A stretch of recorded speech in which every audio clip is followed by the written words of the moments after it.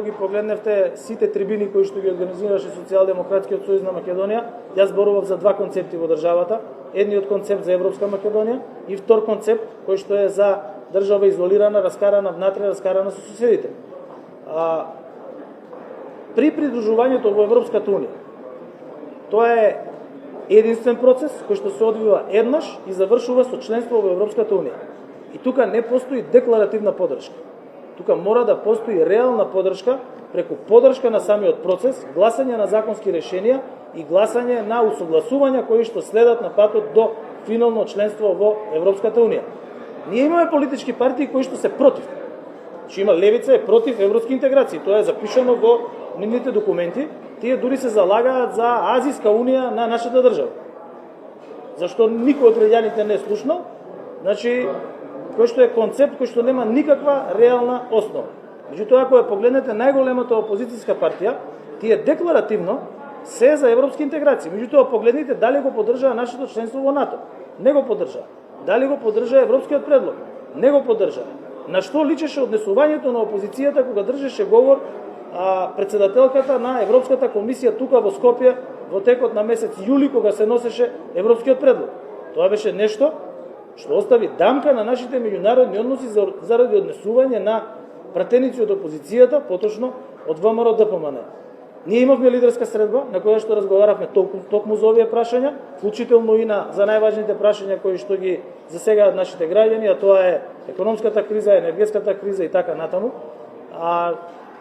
Тогаш председателот на нивната партија излезе со одреден став, прилично неконзистентни ставови, бидејќи прво во разговор снимен со бугарски премиер, поранешен бугарски премиер, вели да, го прифаќаме договорот за добрососедство со Бугарија, за потоа каже дека не го прифаќа. Со следниот премиер на Бугарија да каже дека да, прифаќаме уставни измени, потоа да каже дека не прифаќаме.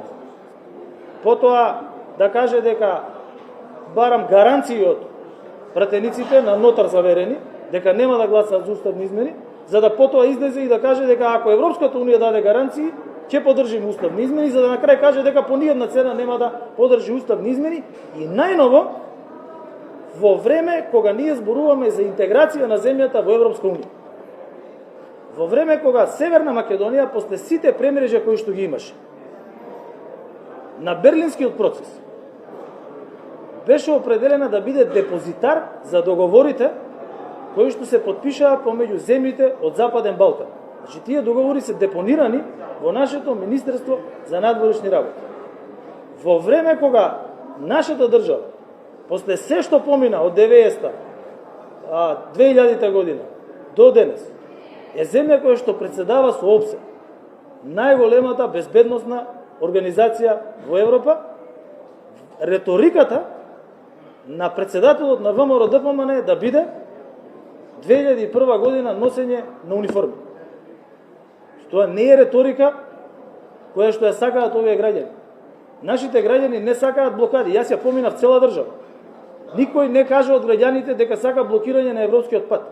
Никој не каже дека сака блокирано собрание.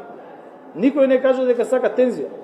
Сите сакаат мир, благосостојба и побрзо зачленување на државата во Европската унија, нормално, со заштитен македонски јазик и заштитен македонски идентитет, што и го направивме. Одговорност на сите политички партии во собранието и на сите 120 пратеници во собранието е да поддржат одлуки кои што значат побрзо зачленување на државата во Европската унија. Ова не е процес на еден човек, ниту е процес на една политичка партија, ниту е процес на една влада. Ова е процес кој што е неповратен, процес кој што завршува со членство во Европската унија. Уставните измени кои што се пред нас не се последната голема и тешка одлука во однос на одлуките кои што следуваат за зачленување во Европската унија. Ние ќе имаме, кога ќе дојде извештајот од скринингот на поглавието за владењето на правото, ќе имаме пак закони за кои што ќе треба двотретинско мнозинство во однос на унапредувањето и на правосудниот систем, и на обвинителскиот систем, меѓутоа и на многу други области во општеството. А замислите ако за секоја одлука секој некој бара избори. Тогаш ние ќе треба да одиме пред секоја одлука на избори. Тоа не е начин. Погледнете ја Хрватска. Јас многу пати сум разговарал со нивниот премиер. Прашањето на европските интеграции беше консензуално прашање кое што не беше предмет на политичка дневна дебата.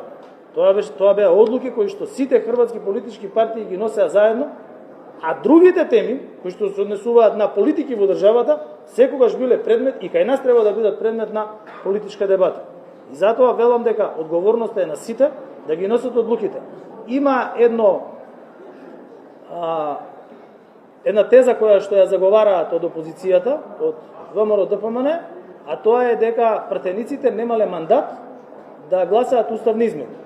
По две основи не е точно. Прво, пратениците работат согласно устав, закон и деловник на собранието. И тие имаат делегирана одговорност, обврска и право од граѓаните да ги носат одлуките со кои што ги остваруваат целите кои што граѓаните ги сакаат. А кај нас на избори граѓаните гласаа за прогресивни политички партии да имаат мнозинство во собранието со кои што во својата програма имаат за членување во Европската Унија. И второ, 2014 година ВМРО ДПМН беше тоа кое што имаше поднесено уставни измени. Слободни финансиски зони кои не беа дел од нивната програма.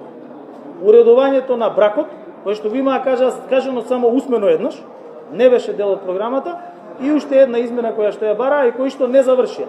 Меѓутоа беа организирани јавни дебати и тие тогаш тоа го направи. Значи, пратениците своето право на одлучување во собранието го влечат од уставот, законот и деловникот во собранието.